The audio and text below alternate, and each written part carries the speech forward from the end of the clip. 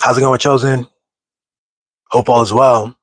I know all is well because, as the title suggests, things are aligning quickly and something great is coming. Things are aligning quick and something great is coming. How do I know that? Well, I know that for a number of reasons. We're going to get into some of that today. Um, we're going to get into that today. So many things have shifted. Can you feel it? So many things have shifted. So many veils have been lifted. So much awareness has risen. So many fraudulent narratives have been exposed. And it continues and it keeps rolling on, and the ripple effects continue. And as new consciousness is made aware, new downloads, new perspectives, new truths are made aware to more and more people, and we agree and we come into alignment with it. Um, there's a critical mass, and there's the inevitability of an entirely new world simply through our awareness and our consciousness of what is and our ability to articulate it and to stand in it. One of the ways that I know that things are aligning quickly and that something great is coming, one of the ways I know this is because I think we've been dealing with in a haze for a couple of years now. Let me just speak for myself. For several years now, it just feels like, that phrase where they say, 10 years can happen in a few months. I feel like the last several years have been something like that. Just weird scandal, political fracture, wars, genocide, media, social media, the internet, new ways of communicating, the breakdown of our, like I said in the last episode, like guidelines and the breakdown of the authority figures and the ways that so many of us have stepped up to step into that place, into that void. We've all been going through different things. I actually caught up with a friend recently, someone who I hadn't spoken to in like 3 years, just on chat, and we caught up and we both agreed. We talked about some of the personal things that we were going through. Had a whole experience that she was going through for the last several years in New York, and I'm over here in Baltimore, and that's the personal. And then on the global and on the national, there are all these shifts that we're talking about. We're both aware that things are weird, things are crazy, and we were able to chat a bit back and forth and give language to it and to agree and notice that, yeah, we were having different experiences, but we were having the same experience.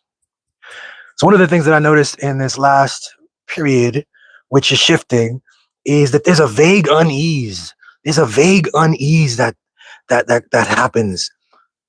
And I think the vague unease points to the fact that things are weird, that things are problematic, that things are shifting, that things we took for granted are crumbling, and that new things are happening.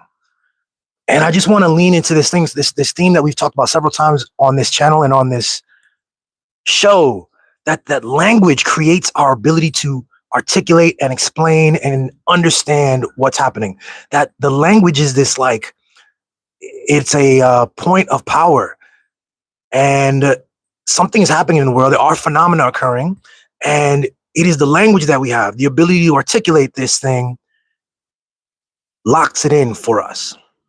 We're all experiencing things differently from our vantage points, and we're all experiencing contrast, and we develop a sense of the world through our ability to communicate with each other and agree on language on what's happening, which is why it was so important very early on to call what's happening in Gaza a genocide,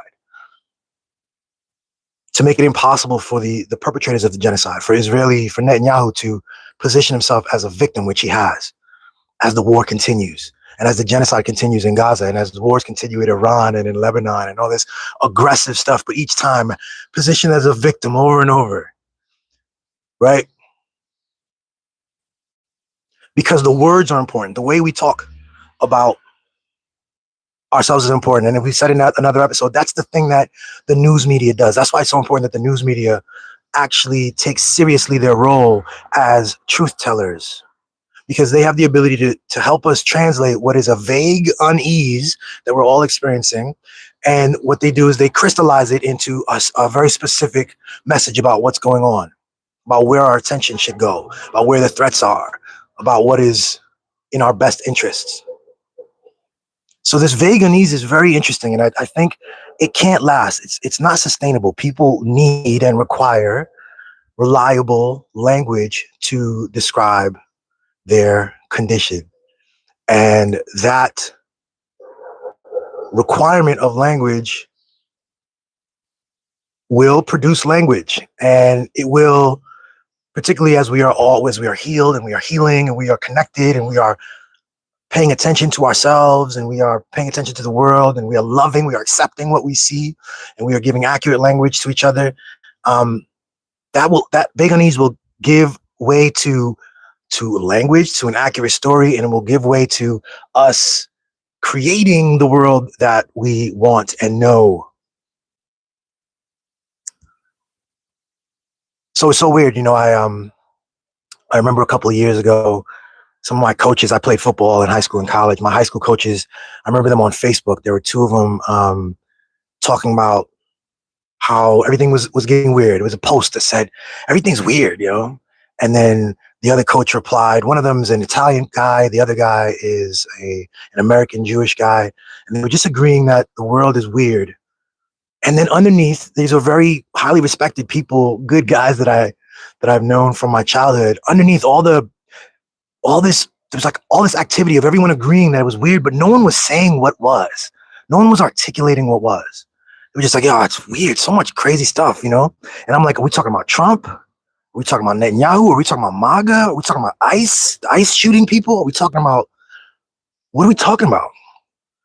And, I even left a comment. I was like, hey, coach, could you, somebody say what the fuck we're actually talking about here? Instead of, it's so weird. Yeah, so much strange stuff. I think people do that so much. And it really, that emptiness, that void is a space of creativity, to be real talk. It's a space of creativity. And as I said, the more in tune we are with ourselves and in tune with our power and aware, the more we fill that space ourselves. We understand that it's our role to fill that space. Because if you don't, it will be filled by people who claim authority and use that creative space to lock in what is preferential to them. And so, things are aligning quickly. Something great is coming, in part because there's too much lying. There's too much lying. The news media is doing too much. It's too obvious. The corporate news that I grew up on, that my mom actually, she wanted me to watch CNN almost daily. She would get the New York Times subscription on purpose because she knew that the New York Times spoke and wrote in an elevated way, and that smart people read the New York Times. Blah, blah, blah. But both these institutions and many others have besmirched the entire industry. The whole concept of journalism in 2026 has been ruined by these organizations because, as we've said several times, their tentacles, their interests, their partnerships, their dealings have pulled them in a completely different direction. And the fact that these private institutions, particularly the cable news institutions, they each are seeking profit, and they're lying. They're lying to each their separate audiences. They're giving the language to their separate audiences that will keep their separate audiences excited. The audiences who tune in on Fox News want to hear about the brilliance of Donald Trump. They want to hear about MAGA. They want to hear about the dangers of the left. And they give them that. But it's too much. It's too much. It's too absurd. Like currently war might be back on with Iran and the Straits of Hormuz, bombings of residential areas in Lebanon, and hospitals being destroyed again. And the news media has to, CNN comes on and tells you that it all makes sense, that the people committing all of these murders and atrocities across multiple countries, more hospitals. Before, when they said it was in Gaza, they were like, well, we have to bomb the Gazan hospitals because Hamas is uniquely evil and they uniquely hide amongst children and amongst the sick and the infirm in hospitals. So we just got to blow the whole thing up. That's just, and they tried to sell that to you. And a lot of people bought it because a lot of people are dumb. And that worked in Gaza, it seems they've so far been able to ruin Gaza the way they have. And now in Lebanon, they're doing quite the same thing. Entirely different group of people, entirely different political arrangement, no hostages, but the same lies and the same justifications and the same rhetoric. And people are like, what? People are tuning out. It's obviously, it's too much lying, too much lying.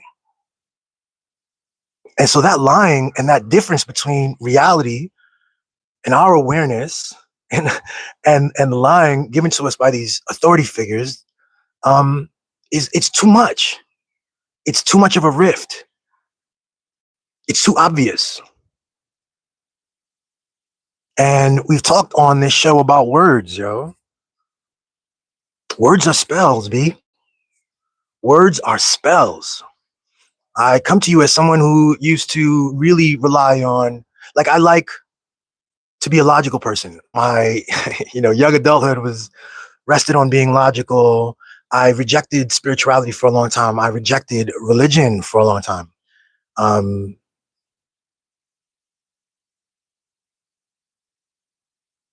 Those are two different things. But words are spells, and there's too much lying. When I say words are spells, do you understand what I mean? Are you turned off by that and can't fathom what I'm talking about? Well, you could go in other episodes, but I just want to remind you that words are spells. And words are spells because words split. So words separate reality. As I said, there's this creative distance between what a phenomena actually is and the words that we give it. Well, words split reality. And some of the best examples I have of it is like, if I'm someone who's unfamiliar with horses, I go to a farm and I see this a ranch with a bunch of horses, and the doors open or the gates open, and the horses leave and they run around. Maybe there's a fight breaks out with the other animals and this and that. Like, the story I'm able to tell is entirely dependent on the words that I have. All right. So I go over there and I might look and I'll be like, oh, the horses ran over there and then the horses were running. There was a fight between these horses. And then some of them ran over here, and five of them stayed. They didn't move. And a couple of them just sat. And that's a story of a kind. But there's someone else who could say, well, these horses did that. The ponies stayed in the shed. The Clydesdale went over, the Arabian horses, or two of the Belgian horses did that. And that is just an access to language that gives a clearer story about who did what and what went what. And we can say the Clydesdale got into a fight with the Belgian horse and this and that. Words are spells. Similar to the conversation, like I said, with the coaches, like the lack of language there, calling something weird instead of getting into it, giving language to it. We can all agree. We say, yeah, everything's weird. That was a true statement, coach. Great. But we still don't even know what we're talking about. Like, we can go be at a beer, having a drink together and agree on that without knowing what we're talking about. And you need words to split reality up for us to understand it. And we understand that we're engaging with, like, if I tell that story to someone about what I saw at the horse ranch, they're not engaging with, like, they're engaging with what I tell them. They're engaging with the words. The words are what they experience. Do I have the language to give them an accurate story? Do I care enough, and do I have enough awareness about the different types and breeds of horses and what it means, what they look like, and the behavioral patterns of it to tell the complex story, or do I tell the simple story? Do I have any other choice but to tell a simple story? Well, the more interested I am and the more aware I am, the more capable I am, the more language I have, the stronger my vernacular, I can tell a more complex story. Words are spells. Words are spells. What else do I mean? Like, my wife sometimes watches these documentaries. I got to give her a side eye sometimes. She's watching these documentaries about these women. A woman kills her husband and fools the police for months and months. You know what I'm saying? There's this whole crazy drama. But so we look at that. We say, okay, she kills her husband. The police come. She lied. Almost got away with it. But we could tell a story that way. And it's true. But do you realize what does it mean to lie then? What does it mean that she committed a murder and was able to, when the family wanted to figure out what happened. Like, this guy's missing. The police come and show up. That she was able to use her words and embody a performance that everyone said, the cops, these professionals, these investigators, the detectives said, all right, well, I guess I'll look over here. For months and months, they're looking all over the place. They're taking up other leads. They're whatever. So we can look at that in a way that is entirely not magical or spiritual at all. We can see that it's actually kind of heinous and difficult. But the magic is everywhere. Magic is the power of language, that creative space. When she says, I don't know what happened. I'm so distraught. And the cops go, all right. And they go for a year and a half looking and interrogating other people, pulling other people into this and that. That's a spell. Is it not? Is it not?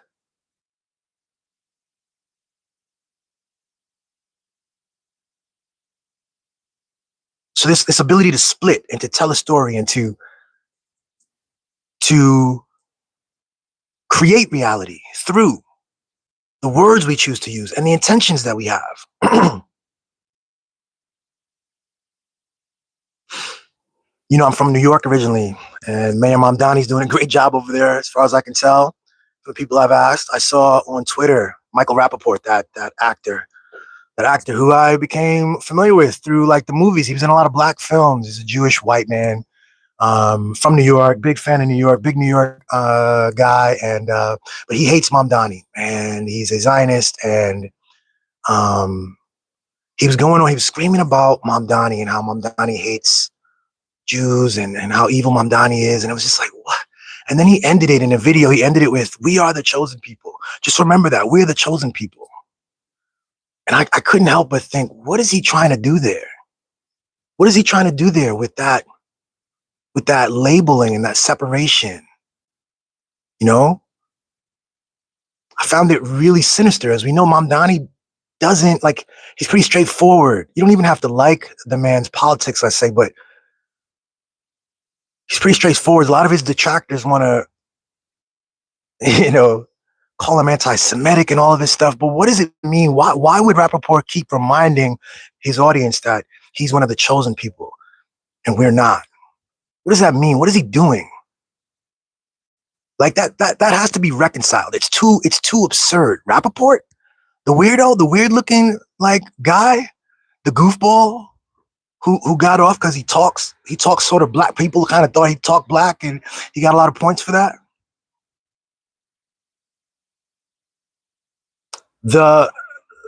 We are developing the language for what is, and words are spells, and things are aligning quickly, and something great is coming. And it's too obvious. It's too obvious. When Rappaport does that, he's clinging to something. He's clinging to an old paradigm. He's clinging to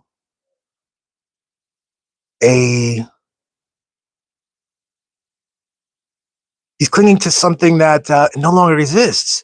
And so he looks crazy. He looks insane. He looks violent. Right? The whole world is different. The rising consciousness. We have a rising consciousness all over the world. People are more aware of things like the merger of science and the mystical. Things that, you know, we used to have the science-based atheists arguing against the religious people, and more science, the physics community in particular, physics is engaging with the notion of a singular, you know, a multiverse, a very complex, connected intelligence, something we might call an intelligence, not a man sitting in the clouds or something, not a white man with a beard sitting in the clouds, but a connected intelligence that is forever, omnipresent, everywhere, and in us and in all of the sentient beings on this planet.